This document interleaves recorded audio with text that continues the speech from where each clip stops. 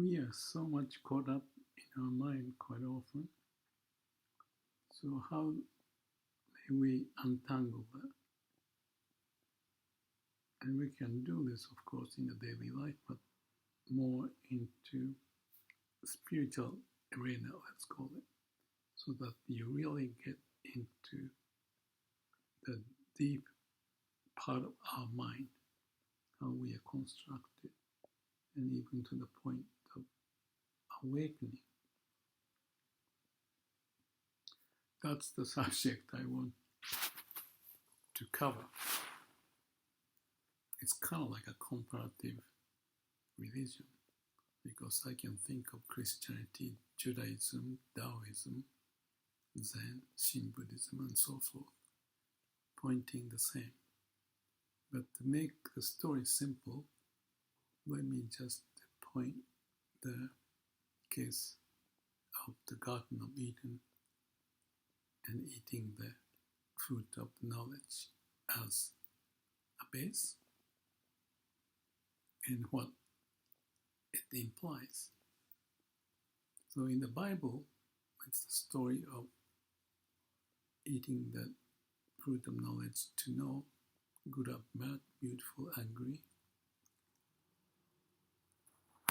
and all the dualistic view, so that the mind starts to kick in to say, I'm shameful, oh, this is wonderful,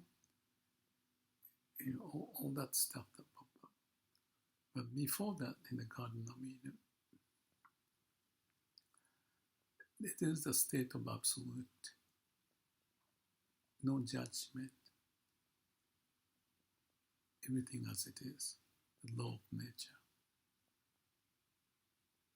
And that may be seen as the peace because there's no mind involved in it. So if I pick Zen Buddhism as an example, especially Bankei, the monk in Japan, talking about Unborn, it's far from the Garden of Eden in terms of Far East compared to what the Christianity and Judaism was based. But the point of what's pointing is the same. Unborn is like before our mind is born. And therefore, you're in the Garden of Eden.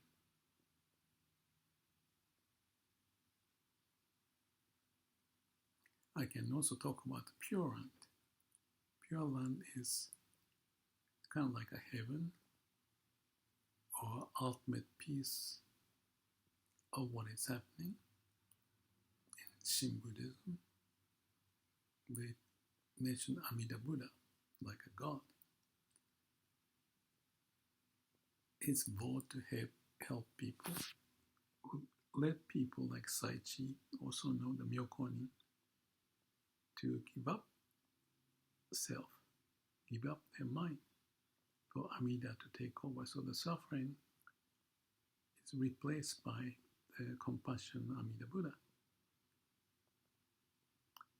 And I see that's the same as unborn state of Zen Buddhism or Buddhism in general. I want to say nothingness and emptiness and all of that, but we'll leave it aside so that we can focus on few. That the unborn state is before the mind moves. So if you have done the meditation, your exercise, say, focus on breathing, counting numbers, whatever. Maybe you do Vipassana, which is basically all pointing a state of calm and quiet mind, samadhi, when there is no mind movement. If there is, or if there are, the movements are like a cloud's puff moving. But moon behind the cloud, shining all the time. Those momentary, sometimes much longer than momentary, time of thought would drift away. And then you see the moon, meaning the real true nature of who you are. And that corresponds to what I was talking about, the unborn, before the mind is born. And the Zen monk Banke's expression is, when I talk, you listen, and you hear the sound of crow or the airplane, and without moving your mind, you know what you're listening to. And this sounds like a ridiculous explanation of how the mind functions. I don't know if it's ridiculous or not. I think it's profound that he found it, the state of unborn, which we have it from the time we are born. Yet, because of learning the language, the words, and the logic, we start to play the game in the mind. And that's useful in some way, but when it's not useful is the delusionary thought. And we caught up and don't go anywhere, just like in the cage of the bird. And the bird is dropped, but the door is open, if you realize that. What you mean by door is open? You still have the access to who you are at the core, which represent the state of unborn. The moon example, that it's always shining within us, if we call that, or within other cells, because that's how the universe is manifesting itself, bringing the law of nature to play this interesting game of us being alive and communicate, talk, understand. But behind that, just like the state of unborn, is the flow of universe, law of universe, right there. And when the mind is calm and the clouds are still or drifted away, or you notice the breathing, hear the sound as they are in calm and quiet mind state, then you get into this unborn state, if you want to call it, where the mind is calm. Amida Buddhas, Shin Buddhism, Namo Amida Butsu, you let go of yourself, which is construct of self in the mind, and do A, B, C, X, Y, Z, and you get trapped here and there.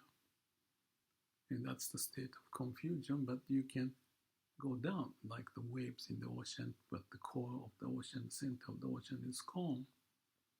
And when you have that state, which is original state of who you are, that's Zen expression, or the unborn state, or Christianity, Judaism, Old Testament, Garden of Eden, everything as it is, law of universe, no mind, but just being aware, clear mind. When we have that, as we may experience in meditation,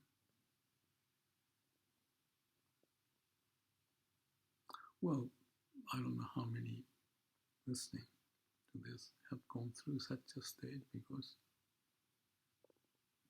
typically speaking, after we are born and learning the language, good and bad, and do this, do that, from parents and friends and school and the work, we forget about where we are from, the Garden of Eden. But it's still there when the mind is quiet. All right. Many may have stopped watching this or listening to this nonsense. But the point I want to make is there's such a state Otherwise, there is no discussion of Garden of Eden in all the religion, because that is to go beyond the constraint of the mind. But if you want to just play in the constraint of mind, then as much as I would do quite often, then you just get stuck in the piece of the universe which is limited to your experience base of whatever, and the logic you've got, and the ego, and who you are and what you want to do. But it's bound to have constraint, because in a way it's a fake. The mind is the fake. Construct the sentence. This happens. Playing the game on the Super Mario Brothers or the computer game. Within the mind, it's a game. So that's fine if you want to play that, and it's fun. It's beneficial to have fun and create things. But as much as life can be life with death, the dualistic view of the world may need to be sort of like a superimposed with the absolute state of the being. That is the moon, shining all the time. We are born, pass through every moment, and there's peace, like an eternal home of where we came from, and still we are, if you connect to that state that symbolized the moon, or symbolized that, not the wave part that keep us busy and get tangled up in there, but deeper in the ocean, resting, the Garden of Eden. So we may go back and forth. And it's better if you do go back and forth, then you can realign yourself. But if we don't notice what's beyond, underneath, or original state, or what is the love universe doing and how it's manifesting every moment, then what I suggest is that's you're living in the mind.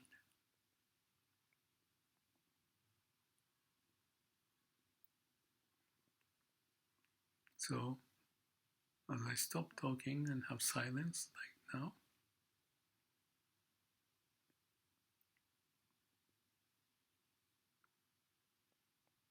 you may get to that Garden of Eden state, unborn state of the mind, or Amida's ball, that our troubles and delusion has a place as we are. That's awakening, even enlightenment, peace, absolute state. We are human. So we may lose that because we acquire the knowledge, the language to play with. But in silence, we may appreciate the state of being within us. To live life fully, and when you die,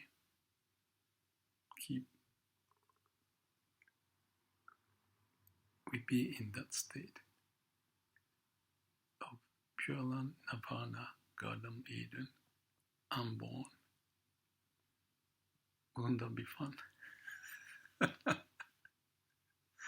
Sorry to laugh.